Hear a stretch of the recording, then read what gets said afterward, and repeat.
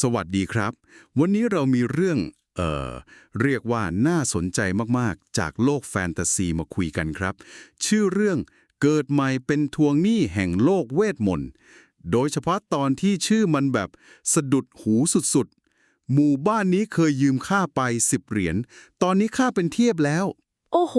แค่ชื่อตอนก็น่าสนใจแล้วนะคะ ใช่ไหมครับ วันนี้เราเลยจะมาเจาะลึกกันเรื่องนี้แหละครับ มาดูแก่นเรื่องเกี่ยวกับหนี้สิน ความทรงจำแล้วก็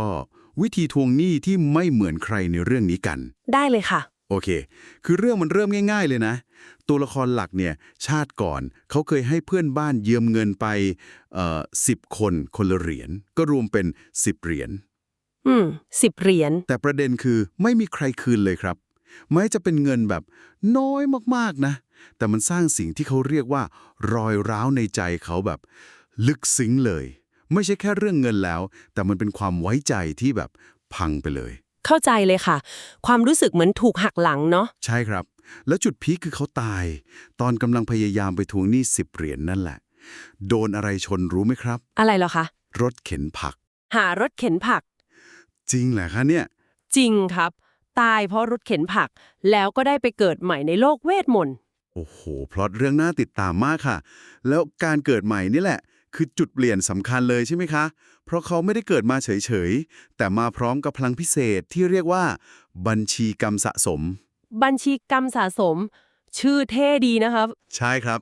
คือคอนเซปต์ของเรื่องคือ ยิ่งมีคนติดหนี้เขาในชาติก่อนมากเท่าไหร่เนี่ย พลังในชาติใหม่ก็จะยิ่งมหาศาลมากขึ้นเท่านั้น โห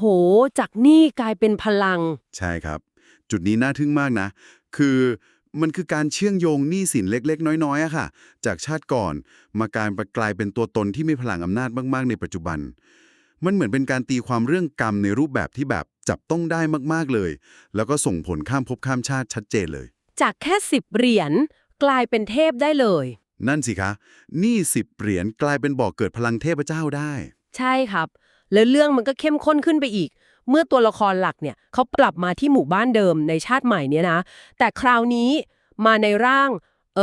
เทพเร่ร่อน เทพเร่ร่อนครับชาวบ้านเขาเรียกกันว่า เทพทองแดงผู้ให้พรเศษเหรียญ อ๋อ ชื่อดูเกี่ยวข้องกับเหรียญเหมือนเดิมนะคะ ใช่เลย แล้วพวกชาวบ้านจำไม่ได้เลยนะว่าเป็นเจ้าหนี้เก่า แถมยังมาแบบกราบไหว้บูชาขอพรกันอีก อ้าวจำไม่ได้ซะงั้น ตรงนี้แหละครับที่มันชวนให้คิดจริงๆนะวิธีการทวงหนี้ของเทพองค์นี้ เขาไม่ได้ใช้ความรุนแรงหรือว่าโชว์ปาฏิหาริย์ยิ่งใหญ่อะไรเลย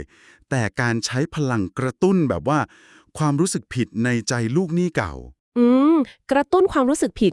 ยังไงคะ ก็ผ่านคำอธิษฐานที่ชาวบ้านมาขอพรนี่แหละ หรือสร้างปรากฏการณ์แปลกๆ เช่น มีเสียงกระซิบเบาๆ หรือบางทีก็เห็นภาพเหรียญทองแดงแวบๆ แต่คว้าจับไม่ได้ อะไรแบบนี้ครับ โห เหมือนเล่นกับจิตใจเลยนะคะ ใช่ครับ มันเหมือนเกมจิตวิทยาเลย ถูกต้องเลยค่ะ มันคือการลงทันทางจิตวิทยาจริงๆ อย่างแยบยลเลย คือให้ความรู้สึกผิดค่อยๆ กัดกินหัวใจของลูกหนี้ไปเรื่อยๆ จนกว่าความทรงจำเกี่ยวกับหนี้10 เหรียญนั่นแหละ กับความผิดนั้นจะผุดขึ้นมาเอง ฟังดูน่ากลัวเหมือนกันนะครับ ถ้าเรามองในภาพที่ใหญ่ขึ้นนะคะ เรื่องนี้มันกำลังแสดงให้เห็นถึงพลังอันน่าสะพรึงของการถูกเพิกเฉยหรือการละเลยสัญญาเล็กๆน้อยๆอะค่ะ มันสามารถก่อกำเนิดพลังงานบางอย่างที่ทรงพลังขึ้นมาได้แบบไม่น่าเชื่อเลย เทพที่เกิดจากการถูกลืม ใช่ค่ะ เทพองค์นี้จึงไม่ให้เทพจากสวรรค์ แต่เป็นเทพที่เกิดจากการถูกลืมจริงๆเลย มันสะท้อนพลังของความทรงจำที่ถูกทอดทิ้ง แล้วก็ความรับผิดชอบที่ถูกละเลยไป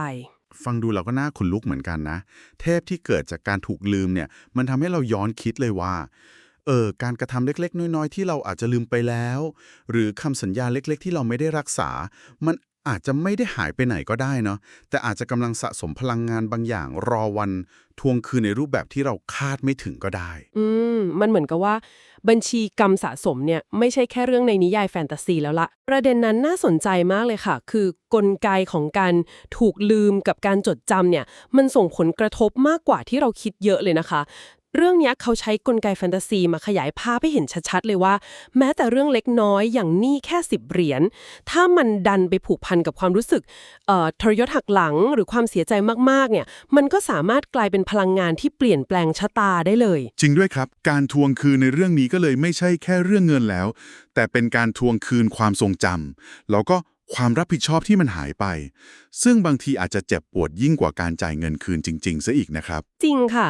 มันทิ้งคำถามสำคัญให้เราคิดต่อเลยนะว่า ความทรงจำที่ถูกลืม หรือภาระรับผิดชอบเล็กๆน้อยๆที่เรามองข้ามไปเนี่ยมันอาจจะก่อตัวเป็นหนี้ในรูปแบบอื่นที่เรามองไม่เห็น แล้วก็รอวันปรากฏตัวขึ้นมาทวงถามในชีวิตจริงของเราได้ยังไงบ้าง ก่อนจะจากกันไปนะครับ มีเสียงกระซิบปิดท้ายจากในเรื่องที่แบบยังก้องอยู่ในหูเลยชวนให้คิดตามจริงๆค่ะ10เหรียญ10คำโกหกยังอยู่กับข้า